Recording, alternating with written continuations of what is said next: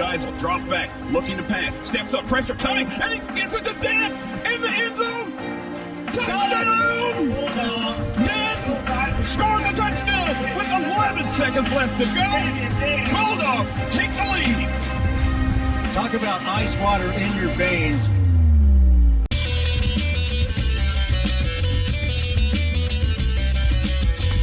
Welcome to another Beyond the Hashes with Coach Evan Ulery, presented by Bronze Gutswiller. Choose Bronze Gutswiller for your next construction project. Also being brought to you by FCN Bank.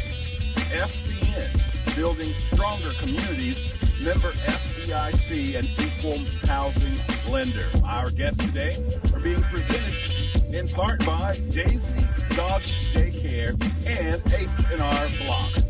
Coach, well, you stepped it up big time now. I feel like I'm underdressed, out of place. I don't know if I can rub shoulders with this group you got today. Yeah, these are two good guys, and two guys that obviously many people in the community know and do a great job in their profession. But not only have they done a phenomenal job with their profession, I think really, setting a standard kind of in our area just to kind of how to be a man and I think raise great families and do things the right way. But they also have a little bit of history, playing some Batesville football. And so I'm just honored to have them come on and talk football and just talk in general. So, but yeah, just again, want to just show our appreciation to our local doctors, obviously with Doctor Appreciation, coming up here on the 30th of March. Awesome sauce. So, gentlemen, doctors, I want to ask you this question right off the top, and feel free, whoever wants to jump in and answer this question. Knowing the history and being a part of Batesville sports, when people come in the office to see you, how big of a part does Batesville sports play in those conversations? Dr. Enneking, we'll start with you because I know we talk about it all the time. Yeah, sure. Well, I really enjoy sports talk in general. I like to tease and play with athletes from other schools that come in, especially if they're from East Central. It's a lot of fun to kind of get their take on Batesville, and so I like to ask those kind of questions and feel their response, and then tease them a little bit about how Batesville's better, of course. So that's kind of how I kind of bring it into to my practice, at least. Dr. Obermeyer, how about you? Well, I feel like a lot of the same experience Dr. Enneking has, but even having the practice being called Batesville Chiropractic and Rehab. I mean, I'm a Bulldog through and through and always will be. So, obviously that comes first. And so it is easy to give some good-hearted banter to our student athletes that we see from the other schools, just like Dr. Enneking said. But I believe, sports at Batesville High School gave me a great foundation, and same with Dr. Enneking, just to really have pride in our community and just wanting to give back to our community. And it all really started with seeing what the community does to get behind our sports teams. We're just blessed in Batesville to have that. Yeah. So if I got this right, Dr. Obermeyer, so if it's a student athlete from East Central and you're giving him that adjustment, he says, that hurts. And you're like, good. Is that maybe a little bit more there, right? Yeah.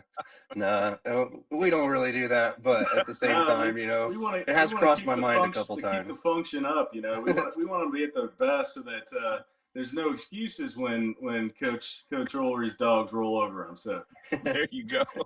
Yeah, that's good stuff. So, I mean, I've got to ask, obviously, it's been a few years since you guys were playing, but this kind of little banter and this talk, this is for both of you, going back to your playing times, were you guys calm, cool, collective, or was there a little banter in your play? I got to be curious if we kind of, what was it like to have both of you as a teammate or the opposing team? Go ahead. I kind of feel like my first impression is I would probably have been the cool, calm, and collected one, and Dr. Enneking maybe the opposite. I'm not sure, but I just know some of his stories as he's coached basketball and things. I think it would be maybe that way. What do you think, Dr. Enneking? I didn't like to talk a whole lot during the games. I like to let my play kind of demonstrate who I was. But if there was a problem, I certainly was going to stand up for myself and my teammates, Right. which again I think is a foundational thing that we get through Batesville, and so yeah, nobody was going to push us around. So I wouldn't say I was an enforcer by any means, but I held my own, I think. So Yeah, and I think football brings that out of you. I mean, it's just such a physical sport, a collision sport. So, as a quarterback that I, would a lot of times get blindsided, and, my linemen were right there, ready to stick up for me and protect me. And, that's part of being a team, and that's an awesome part of it all. That's good. And it is, interesting, getting to know both of you a little bit, that I think your personalities sometimes kind of match. I think sometimes your positions that you guys both play, like Dr. Obermeyer, you played the quarterback, you got to be calm, cool, collective, right? And Dr. Enneking, it does not surprise me, as you being kind of a running back or just a little Yeah. scrappy. You kind of come off a little, that, but that energy and all that. So in those positions, sometimes definitely lead to that. So if we go back, is there any specific memories, games that kind of really come to your mind as we go back in time when both of you played? yeah, Go ahead, Matt. I would say from a being a Bulldog, a Batesville Bulldog player, the game that stands out the most to me would have been 1997 sectional round 2 against Franklin County. It was a big time game. They were a big. I don't know what they were ranked at the time, if they were, but they had some studs, and we played them to a really close 14-7 game. That was my biggest memory, I would say, from a team perspective. As an individual player, I think it would be my senior year against Milan. Put up some good numbers that game, and it was a fun game. I felt like it was one of those games you couldn't be touched. You just felt like you had some kind of invincible power or something like that. So Did you happen to let the little Indians know that you were untouchable that game? I just got to be curious. What was that chatter like? Was the rivalry kind of like what it is a little bit now? Well, I think it was my junior year, maybe when the Bell thing started, my sophomore, junior year. So it was pretty. I think those were pretty tough competitive games. But we smoked them that year. It was a fantastic thing. I didn't really have to say anything because when you're up 3 scores, not slowing down, there's really not much that needs to be said at that point. So Yeah, no, that's those games. It's great. I have so much respect for Coach Langford and Milan and how they do things. But it is a fun game. It really is. I've learned a lot just in my 9 years here, just that history. And a lot of people, they talk about what game, sometimes what game, kind of a game that sticks out. It's interesting how that Milan game kind of just comes around. I think it's the proximity and just it's an early season game. And yeah, Dr. Obermeyer, how about you? Yeah, Milan's part of mine as well. But I would say as a team event, probably my most memorable was actually playing East Central in what used to be called the Hoosier Dome. We got to do that every so often. And in my senior year, we got to play East Central, and we got smoked. It was like 40 something to 20 something. But we actually played for our level. We played a great game. And that year they were like state runner up and then ended up winning state the following year. It was like 93 and 94 when they started a really good run of some really strong state championship teams. So as a team event, I'll never forget, playing East Central in the Hoosier Dome. Kind of on an individual basis, I would say really probably my sophomore year actually was a game that kind of sticks out. It was my first time quarterbacking as a varsity player. And it was against Milan, the first game of the season. We always started with Milan, first game of the season. And I didn't know I was going to be starting quarterback until we got off the bus at Milan and went through camp. It was kind of just practicing, battling it out, probably getting about 50% reps back and forth with another quarterback, and just didn't even think that I was going to be starting that game. And I can remember just getting off the bus and Coach Records, and the other coaches pulled me aside and said they had a little meeting with, the coaches and team captains, and they wanted to let me know I was going to be starting the game that night. And I was not ready for that. It was a shocker, but we ended up doing well. We ended up winning the game. And, we had a great running back then. It was Chris Nobby. He was a senior. I was a sophomore. Chris was just a nose to the ground, pounding running back. And he really was a big difference along with the offensive line, obviously, in that game. And I remember completing some passes, but they were all like the short timing routes, like the quick slants, quick outs, that type of thing. I really struggled and learned where my weakness was, and that was getting the ball, down the field in that game. That was a whole nother level. The speed of the game and everything was different than what I was used to. But so that game will always stick out in my mind. It was kind of a surprise to me. And then also against Milan, my senior year in high school, um, just a great game, back and forth, battling it out. And I think we were down to maybe like 7 seconds on the clock, and we had the ball in about 10 or 15 yard line, and we threw a quick slant pass to a junior receiver at the time, Josh Pullman. So, Okay. Josh, I'm sure pretty Yep. well. And he caught that quick slant pass and took it in for the touchdown. And we won, I think it was like 16-15 or something like that on the last second play. And, I'll never forget. That was probably the most exciting game as an individual that I can remember. That's awesome. And I mean, there's so many, with the Milan and it's, so I've got to ask, comparing and contrasting in those two games. I mean, we talked about your calm, cool, and collective. How was the nerves, I guess, in that first series, in that Milan game? I mean, was it calm, cool, and collective, or That last series was not calm, cool, and collected. I mean, it was, but you really don't have time to get nervous. I mean, you know how that is. I mean, you're so focused on doing what you got to do. The play comes in, you're answering questions, making sure everybody's on the same page, and, you break the huddle, you're up to the line, and you don't really have time to think too much about it. So you didn't get too nervous. But when you connect and make that pass, I mean, then it's all worth it, all the hard work, and that's when it's a lot of fun.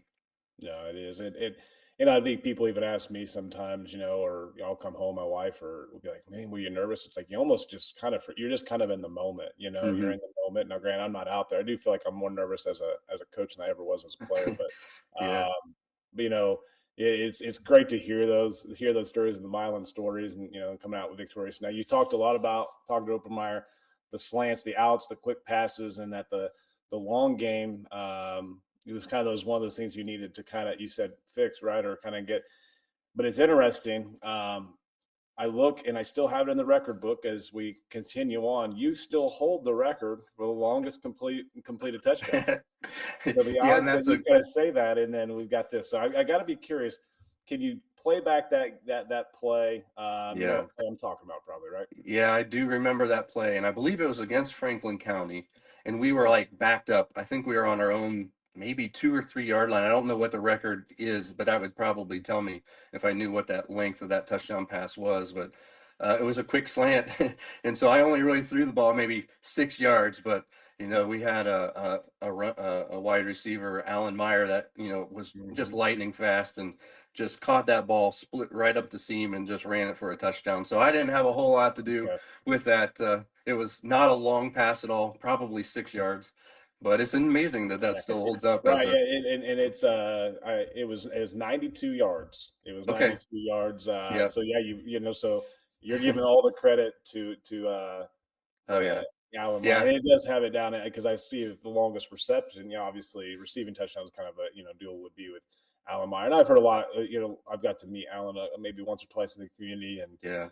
I heard he was a pretty good, just overall really good athlete. Oh yeah. But yeah, And so it's like inter I always, whenever and I have that, and I have to circle back to um, going back to this whole Milan ordeal. We had a play, I think it was 2018. I remember Trey Hyledge was our quarterback, and Austin Seifert was the receiver. Yeah, what a great And combo. yes, it was a great combination. They broke a lot of records, and I remember we were backed up, kind of like what you were saying, and I think and we had our signals and they had a green light. They both were seniors. Hey, they get the matchup. They like it. Pre-snap read, and Austin just runs a straight go, and Trey just throws it up to him. Of course, Austin just makes a heck of it. He catches it over top a guy, and then he runs the rest of the way and does his ordeal. And I think those guys are like, that has to be a record. That has to be a record. Yeah. And How long was it? It was, I think, just around like 91.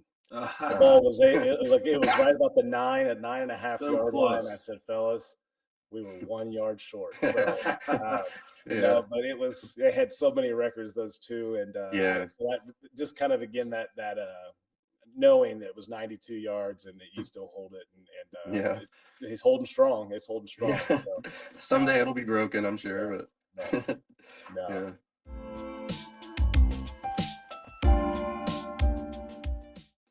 Bruins Guts Willer is the right choice for your next construction project. We strive to deliver unparalleled service to our clients by focusing on craftsmanship and quality. Our core values of integrity, professionalism, and fair pricing all but ensures our clients receive the best possible experience. Whether it's commercial construction, remodeling an existing space, or even building a luxurious home, we offer a comprehensive suite of construction management services. So before you break ground, give us a call at 812-934-2105. Bruins Guts Willer, building a better future for southeastern Indiana for over 100 years.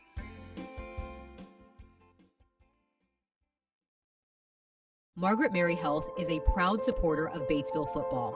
MMH is a not-for-profit critical access hospital providing inpatient and outpatient services. Conveniently located off I-74 between Cincinnati and Indianapolis, MMH serves a population of more than 65,000 residents in Ripley, Franklin, and the surrounding counties.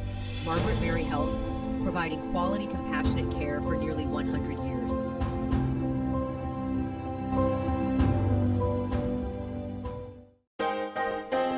You know, Leon, one of the things that I like most about working and living in Batesville, it's the community. Batesville has a little something for everyone, and FCN Bank is the exact same way. Whether it's my personal or business needs, FCN offered me an array of banking products and services that would fit my every banking need. Don't take my word for it. You should check it out yourself at www.fcnbank.com. FCN Bank, building stronger communities. Member FDIC.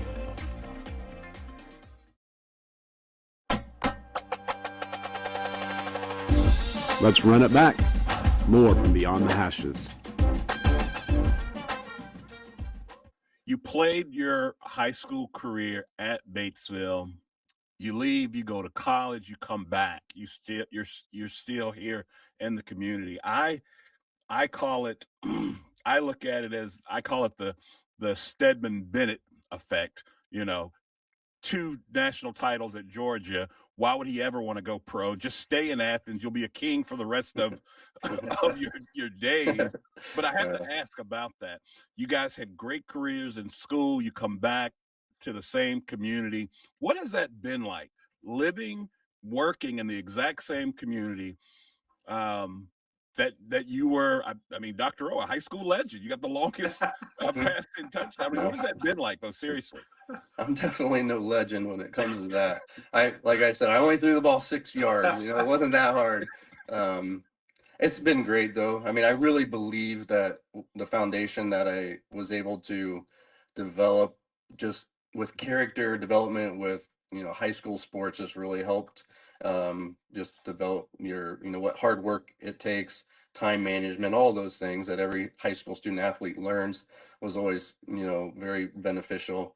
But I always wanted to be in Batesville. You never know what's going to happen after high school, who you might meet, that type of thing.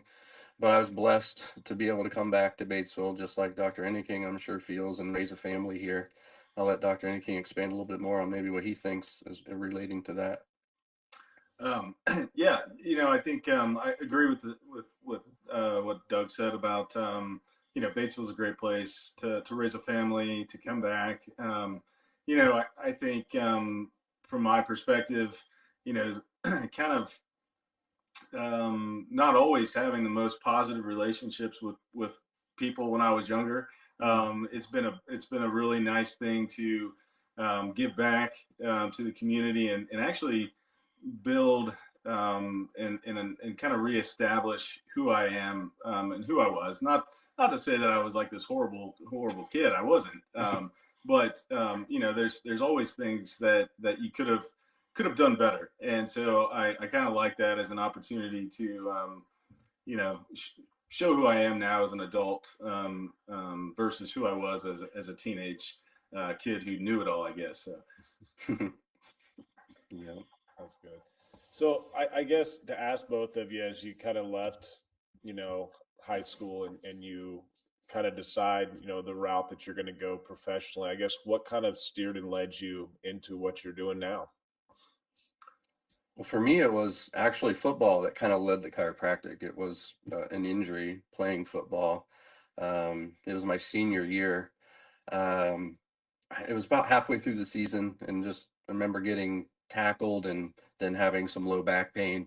Went to my family doctor, kind of had some x-rays, you know, the anti-inflammatory route, just really struggling to be able to like twist and throw the ball and just play all the way through that next week, even kind of sitting out of practice, not doing a lot of contact. Um, and even I think I had a scheduled that Saturday morning, the following Saturday.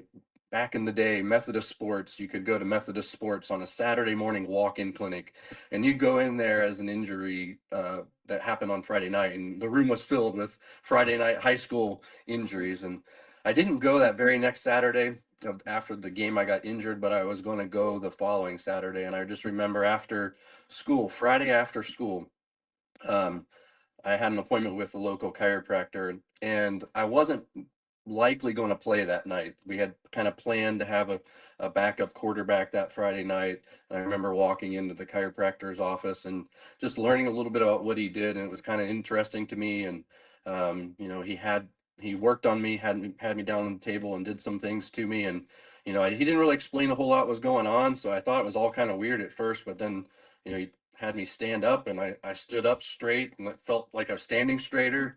I could turn and move, and I was like, wow, I feel really good. And it was just amazing to me that he did that all naturally, just with his hands and some basic equipment. And I can remember leaving that appointment, because I had that appointment right after school, and getting out to the weight room as soon as I could, and went into the coach's office, and Coach Records wasn't there. I found him in the training room. And back then we didn't have trainers. So Coach Records, and I don't know if you do this, Evan, do you tape ankles? I know Coach Records was in there taping ankles. Yeah.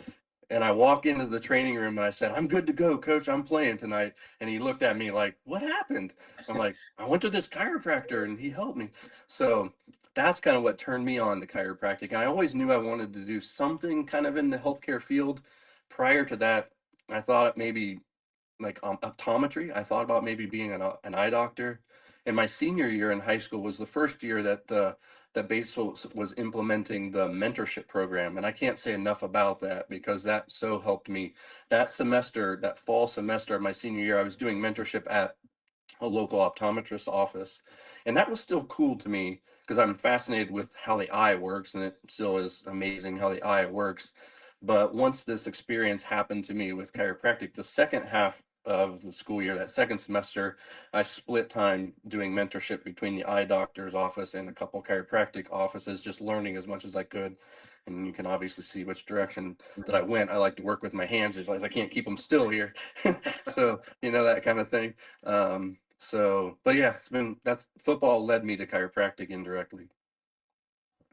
So what's funny, my story is similar to Doug's in the injury. Junior into senior year, I'm at a Hanover football camp, and we're doing a fit up drill, and you know, as a running back, just a blocking drill, and as I hit this kid in the shoulder pads, you know, in the chest, my right shoulder kind of clunked in, and I couldn't lift it over my head.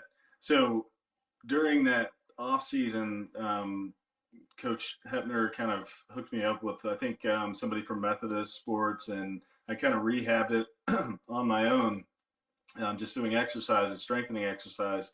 And then in college, I was bench pressing and re-aggravated that shoulder. So I sought out a chiropractor at the time, another chiropractor in Batesville. Went there a few times and learned some things and knew that this was a good thing, that this was helpful. I was feeling better. And then it so happened that I met Dr. Obermeyer in his office. And, from there, we just started talking. Doug is a really good mentor. Gave me a lot of advice and really confidence that I could do it. I wasn't always, I wasn't a straight A student. I wasn't like this guy that was dedicating a great amount of time to academics at that point. And so it really kind of gave me some fuel and motivation that, hey, this is something that I could do. I just, I had to learn that focus that you gain over time, I think, and we don't all have it from the get-go. So to me, it took a little bit longer for me to dedicate myself to academics as I did like with preparation for football. But I knew I couldn't play football any longer at that point, so had to figure out a secondary course of action, and just so happened that chiropractic helped me tremendously, and so that's the route I went. So wow, That's awesome. That's interesting. That's interesting that both of you guys' stories are so similar and the same. I want you guys to tag team on this question here. What I'd like to know, you guys talked about area athletes coming in to see you guys. Seems like on a consistent basis. So the first part of the question is, what is it that you're seeing most commonly from student athletes? And Dr. O, I'll let you'll take that first part. And Dr. Enneking, if you would, what should these student athletes be doing and working on to prevent those visits from happening in the first place? Dr. O, if you'd go first. Sure.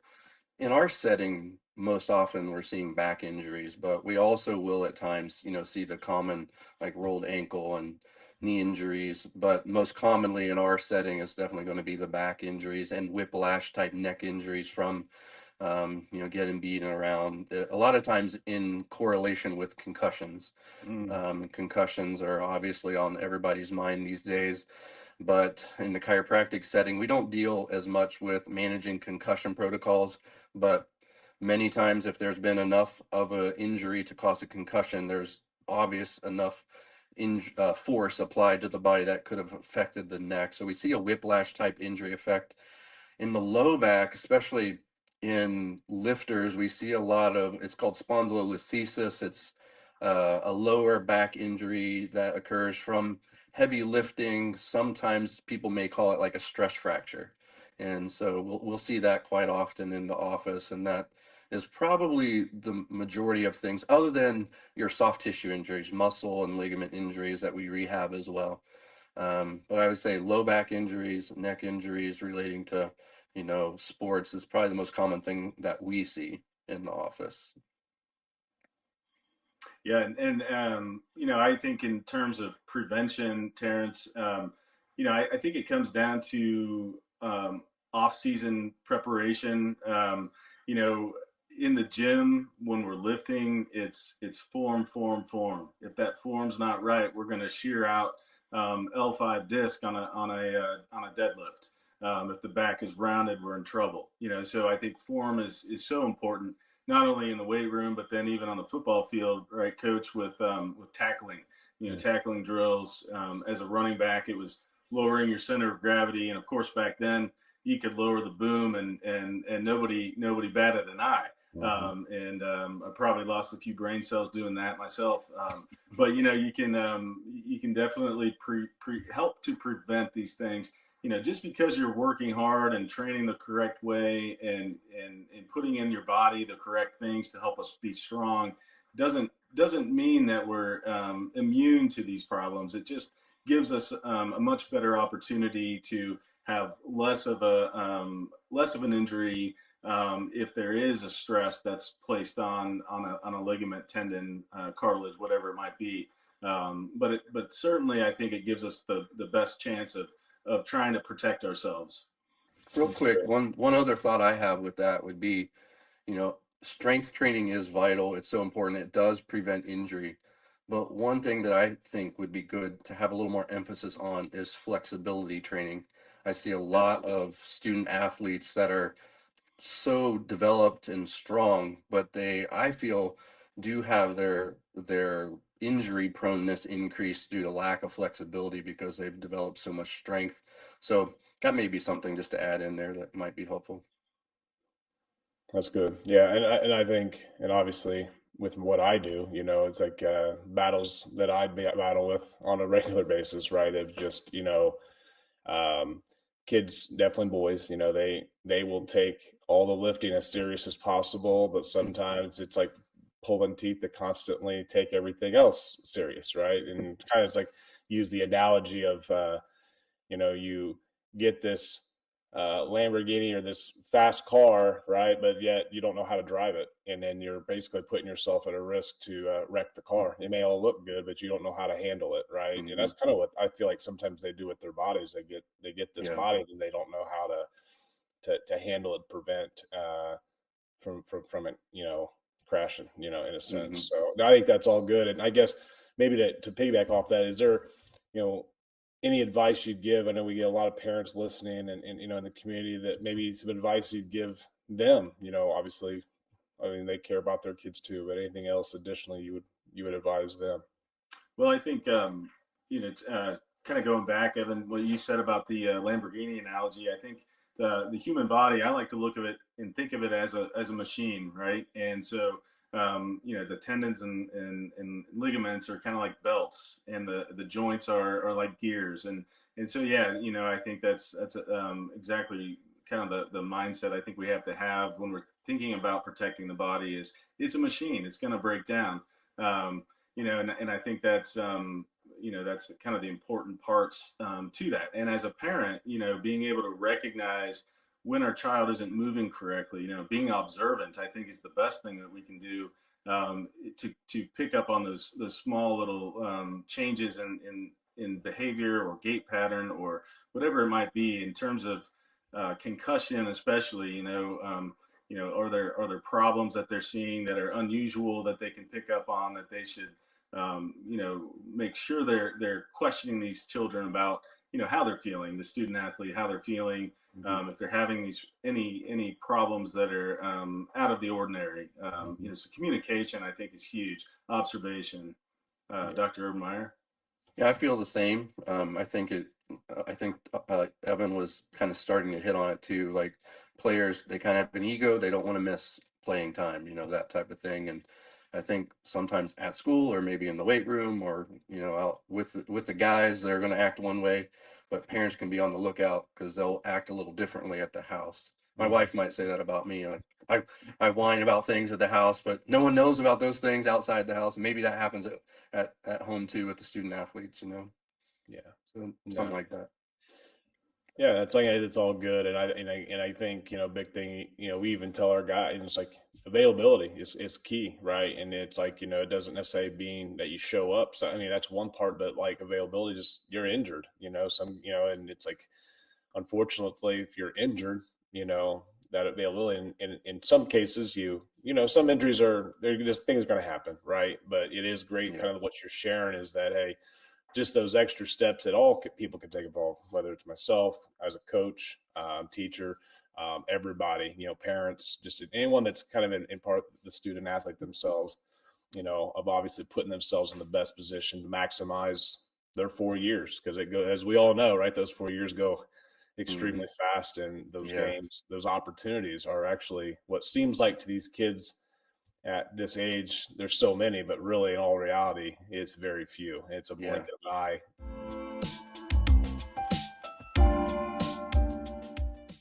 All right, guys, that's a wrap. Great show, Coach. Hey, before you go, I got tickets for the game this weekend. Tomorrow? Tomorrow, man. Oh, man. I can't go, man. Family's out of town. I got to watch the dog. What? Well, call April Meyer over at Daisy's Doggy Daycare. What? Yeah, Daisy's Doggy Daycare, man. Hold on a second. Let me Google that. Oh, Daisy's Doggy Daycare. She's got her own website. Matter of fact, here's the phone number. I want to call them at 812-932-7877. Why do you like it so much? Oh man, she is awesome. She's personable. She's gonna take care of you, communicate with you while your dog's there. She's even got a YouTube channel, and you can check out the dog. That's legit. But what if they're closed up here in Batesville? Hey, she's got one in Greensburg too, man. Oh, snap. All right, let's make it happen. Daisy's Doggy Daycare in Batesville and Greensburg. Margaret Mary Health is a proud supporter of Batesville football. MMH is a not-for-profit critical access hospital providing inpatient and outpatient services. Conveniently located off I-74 between Cincinnati and Indianapolis, MMH serves a population of more than 65,000 residents in Ripley, Franklin, and the surrounding counties. Margaret Mary Health, providing quality, compassionate care for nearly 100 years.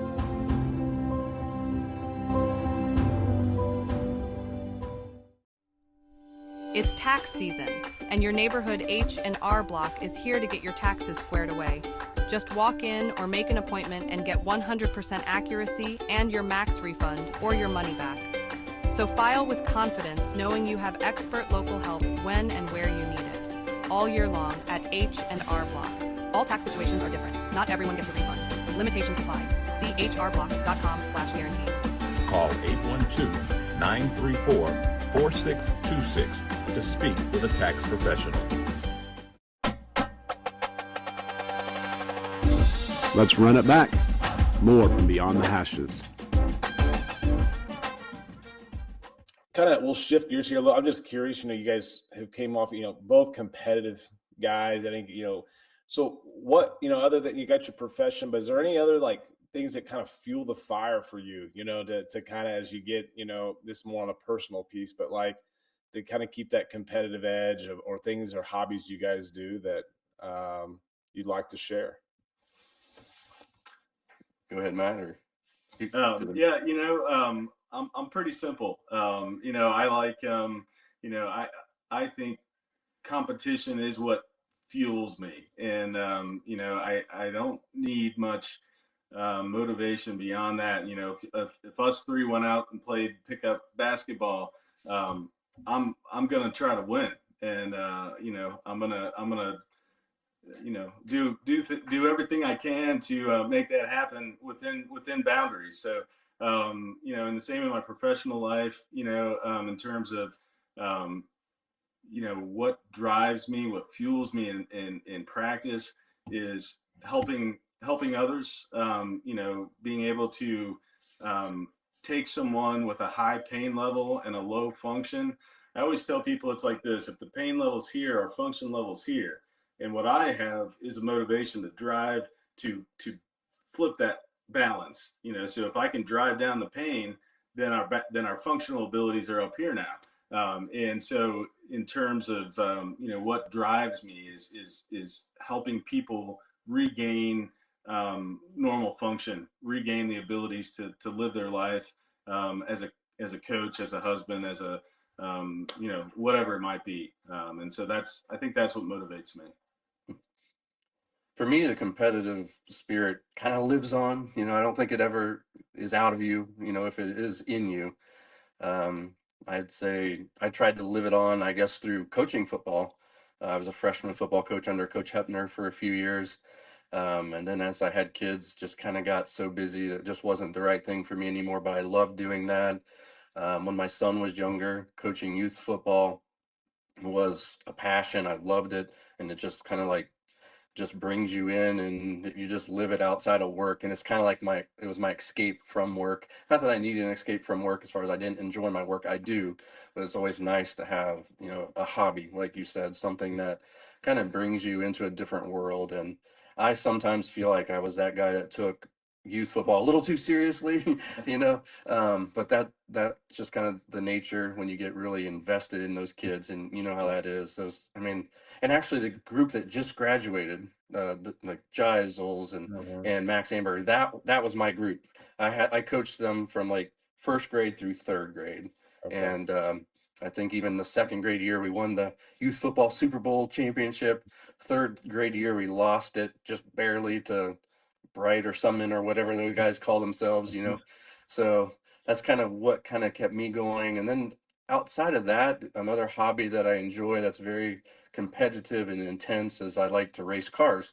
So I've gotten into vintage racing. So a few times a year I'll get away and race. I have a couple different old cars that are race cars, and I take them and race against other old vintage race cars, and I've developed a passion for that. That is a lot of fun and kind of is my it's my getaway. And when I'm on the track and driving at the maximum, it's just what it's just the greatest. It's like my next addiction kind of thing. So Doug, is that the vintage cars at like max of 20 miles per hour or what?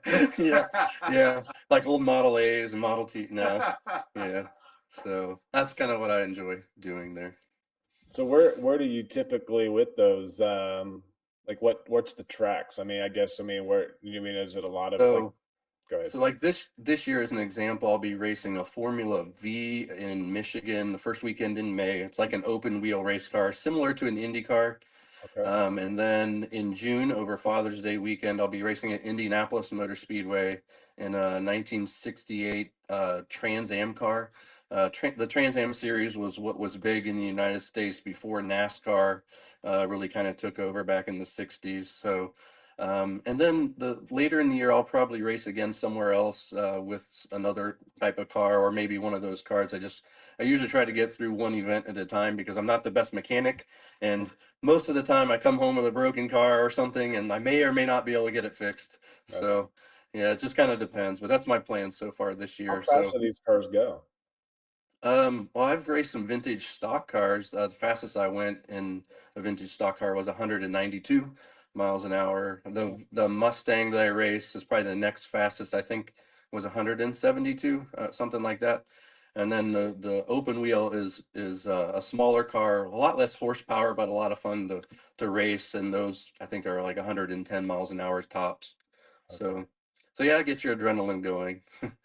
Okay, so Matt was just Dr. Enneking was just chirping, kind of let it go back to the day. He was just giving me a hard time. It's in my mouth. That's all. Right. Hey, that 110 might have been what you were doing maybe when you were a kid, right, Dr. Enneking? Is that Yeah. Right. Yeah. Yeah. Those choices you were talking about, right? So no, that's awesome. I thought I had seen, maybe you had kind of had that, maybe some pictures or something. But it was awesome to kind of hear that. But the driving, I mean, just 192 miles an hour. That sounds. I don't know if I'd be able to handle that, but that's awesome. I mean, yeah, it sounds fast, but when you're out on the track, it's a racetrack where there's no telephone poles or trees right next to you, and all the other cars are going the same speed. When you're going down a long straightaway, it almost isn't as fast as you think it would feel because it just kind of closes down and it's all relative. If the car next to you is going about the same speed, it's just like you're on the interstate. It feels like going down 70 miles an hour and the next guy's going 72 or something like that. But I guess when you stop and think about it, if something went wrong, then there's problems. Right. Yeah. I could see that. I there's probably been some times I've been on an interstate where you don't realize, or a highway, you don't, definitely if it's a smooth ride or whatever. But I think, Dr. Obermeyer, I think it's just that personality, that calm, cool collectiveness. You're just zeroed in, right? It's just like completing that slant pass, and you're just you're just doing your thing, right? So what are you saying, Coach? That I would be trashing into the walls and stuff? I don't know that you'd be crashing. You would be the guy that it'd be like the Daytona. You'd be going from 43rd to 1st, and then probably wrecking about halfway through at some point. If you ain't first, you're last, right? That's what I was just going to say that. Yeah, Dr. Enneking, he would be more figure eight demolition derby style. He's not trying to get around the track. He's trying to take people out. There we go. You got me, Terrence. You can't stand it. You got me. Well, gentlemen, listen, the whole reason that we wanted to have the opportunity to talk to you, as Coach said at the beginning, this is Doctor's Appreciation Month. And if nobody else has ever said it or no one else tells you, we truly appreciate having you guys in the community as pillars, as role models. Just me personally, man, I mean, I know every time I come over to Batesville Chiropractic, I feel so much better when I leave. Thank you for showing care to our student athletes, and just a huge thank you for what it means to be a Batesville alum. You know, I think that example, and it doesn't, it's not wasted on me. I think the example of growing up here, graduating, coming back and giving back, that's a beautiful example for others to follow. And again, we just want to give you just a heartfelt thank you for all of that. Hey, thanks for having us. Yeah, and you're welcome. I really appreciate it. You guys did, you know, it was awesome catching up and just hearing the stories, and I think kind of peeling it back for a lot of people too that know you guys as Dr. Enneking, Dr. Obermeyer, or Coach, and maybe if they had you right at some point, but also to kind of just see the personal part of both of you and the great stories you guys shared. So really do appreciate it. And again, as Terrence said, very thankful to have both of you in the community doing such a great job, as he said. Thank you. And Coach, Dr. O has been so smooth all day, right? I mean, we cannot let these gentlemen get out of here without getting them twisted up just a little bit. So we want to put you in what we call Ulery's ultimatum, gentlemen. All right. All right, I'm ready. Yeah, so we'll start with Dr. Obermeyer, and it's kind of just going to extend back to our last little dialogue we just had here. So I guess the question is, which race would you go in? The Daytona 500 or the Indianapolis 500? So which one would you take? No doubt, I would take the Indy 500. It's been a race I've been going to since I was young. My wife and I and kids go there every year. We've maybe been close to 20 years in a row. So I believe it's the greatest race in the world. And it would be my dream to race and win the Indy 500. That's for sure. That's awesome. I guess, probably a little easier with us being in Indiana, but yeah, it's an awesome race. I've been multiple times, and it is the greatest spectacle. I've been to Talladega. I've been to some different NASCAR races, but man, the Indy 500 is something else. So, yeah. But Coach, did you check him? He said to race and win. He didn't want to. He doesn't want a participation trophy. He doesn't want to just go. He wants to go and win. Don't we all, right? Yeah, that's. And I'm sure he'd be calm, cool, collective, and Dr. Enneking, he would make it through, right? He would definitely make sure that, he would take care of that car and it would finish, right? So, I would probably be the guy that's slingshotting around, and dive bomb passes to, just get by. So yeah, no, it's all good. And then Dr. Enneking, we're gonna go football here. I'm curious. Mine's gonna be. I'm not gonna necessarily give you. I just want to know if I gave you an opportunity for one game. Okay, you get to choose what one game on the schedule would you come back and play for? Like what opponent? Oh, Coach, that's a good one. I think it would have to be.